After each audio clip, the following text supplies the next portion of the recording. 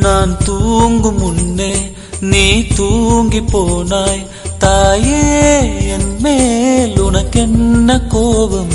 கண்ணான கண்ணே, என் தெய்வ பெண்ணே, கண்ணில் தூசி நீ ஊத வேண்டும்.